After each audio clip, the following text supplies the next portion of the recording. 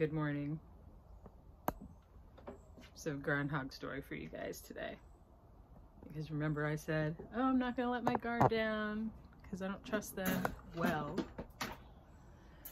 I was up here yesterday afternoon, and when there's groundhogs around, I'm like, it's literally like compulsive that I'm looking outside to see if I can see if they're in my garden. And so sure enough, I look down. Let me see if I can get a shot of this for you. I look down into my garden, see how far down it is, and I see the culprit. I see the groundhog, and he's hanging out on the edge of the fence, and he's eating the weeds. And I'm like, I don't know, these guys just aren't too smart. My yard is full of weeds, and I'd be more than happy to let him just hang out and eat weeds in my yard. So anyway, I run down there and I go in, and of course he runs and he hides, and I grab a pitchfork that I don't poke him with, if that's what you guys are thinking. I'm not. I'm a humane person. And I'm trying to kind of like, you know, encourage him to run out the gate that I left open for him. That doesn't work. He's not, anyway, he just ends up like, he's hiding in corners and stuff. And I felt really bad for him because he was terrified. So Zach turned on the hose, and so then I tried to, you know, lead him out through the open gate with the hose, and that didn't work either.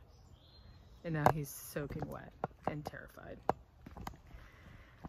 So then Zach came down, and he lined up, we have some pallets in the garden. He lined the pallets up to kind of block him from going in the corner that's right next to the open gate, so that we could try to get him to run and then like run through instead of hiding in the corner. So in the end, I had to get the pitchfork, which now I turned around just so that I was using the wood side of it. And he was freaking out. He was like biting at it and stuff. And Zach had the hose. Anyway, it was a fiasco, and it's a shame that my Airbnb guests weren't still here, because I'm sure from up there it was quite a ridiculous show.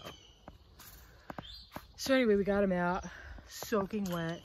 He was soaking wet, and I felt kind of bad for him. And he ran off into the woods where he lives, somewhere right behind my house. He's a little guy too. He looks like he's not a full-grown groundhog.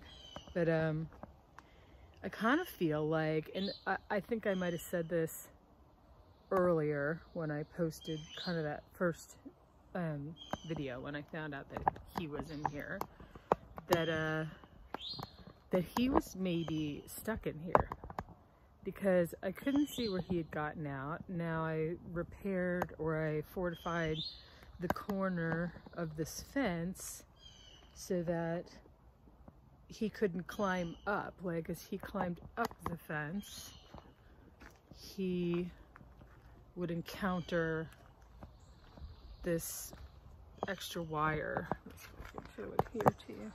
Well, I put this spiky stuff here, but this wire here, I put it out so that if he climbed up, then he would run into this wire.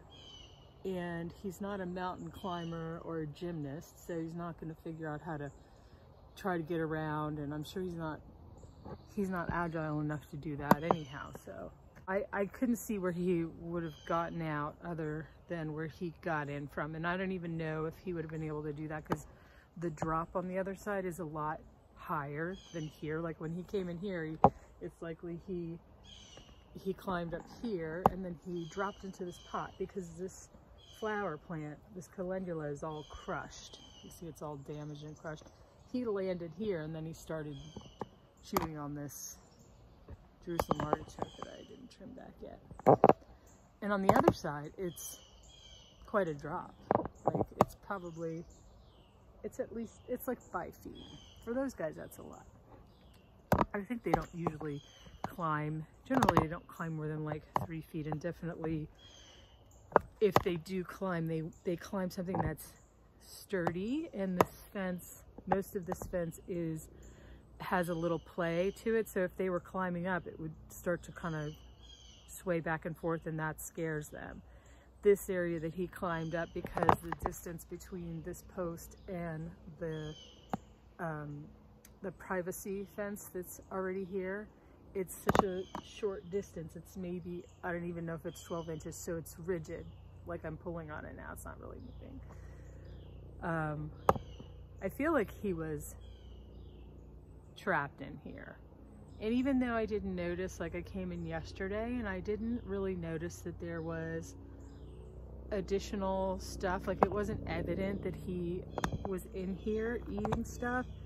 But he also he might have been scared, because I'm down here a lot. I'm up and down and I'm digging around and doing stuff. So he might have been afraid. You know, remember, he's not an adult. He's still a little guy. But, so yeah, when I caught him in here yesterday, he was hiding back here by my compost bin. And then he was actually hiding in some of this compost here. He was hiding in this green stuff over here. But yeah, anyway, so here's the plan, because I don't have time for this little dude, all right? And I don't want to hurt him. Like, I never want to hurt these guys. I just want them to go away. So I thought about trapping and relocating him. The problem with that is that it's likely that it's not just him, there's more groundhogs, and they live back there. There's an area where there's a bunch of, it's almost like a beaver dam, but there's no water. It kind of looks like that, where there's a lot of brush kind of piled up, and it's likely that have a den under there. So my plan for today is that in this area where he was originally climbing in, and just for, I mean, when you get here with these guys and you're just battling with them, it's like anxiety, like it makes you crazy, because you're trying to figure out any possible way that you can keep them out. Because it's funny that he comes in like the day after I plant all of my tomatoes and my peppers, which is, man, that sucks. Anyhow, they don't like things that make noise. So like wind chimes or crinkly things or bells. Like some people will hang bells on their fence to keep, that scares the deer and the groundhogs. So I have some wine bottles upstairs. I have like 200 wine bottles upstairs that I didn't drink it all, you guys. Okay? We don't need to go into an intervention from here or anything. I collected them from my daughter, who works in a bar, and they serve a lot of wine. They carry a lot of different wines and stuff. I'm gonna use it for a gabion project. So I have a whole bunch of wine bottles up there that I'm waiting to use for the project. And I think I'm going to try to create, like, wrap wire around the neck of them and stagger them and hang them over in this corner, so that if he comes around there, they're gonna kind of like bang around together and make noise. It's the best thing I could come up with, just kind of with what I have here. I'm not going to go out and buy stuff for this guy, because what I am going to buy is electric wire for fencing, which is designed for goats, livestock, and a lot of people use it for this purpose. They use it for deer, and they use it for groundhogs to keep them out of their gardens. So that's going to take a couple of days to get here. In a couple of days, that guy could just wipe me out if he wants to. So I have to do what I can to try to make sure that he doesn't come back in here. I'm hoping that he had such a terrible experience yesterday that he doesn't want to come back for a little bit. So I will update you guys. I'll show you my lovely bottle project when I'm done. And I also made the last basket for my little short gabion wall. And I'm gonna finish that today. Today and yesterday, the high was like 65 degrees. That's why I'm a little scarf and stuff. It's chilly out here, but it's great. But tomorrow then it goes back up to like 80 degrees. So that was a nice little reprieve from the heat, but I don't think we're gonna see much more of that, so, but who knows. Anyhow, to be continued.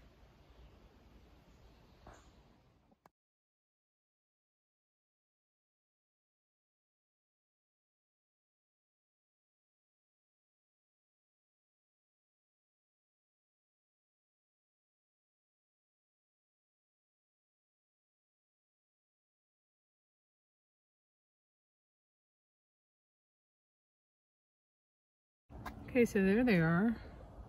I just hung them from here. And if he runs into them, they're gonna sound like this.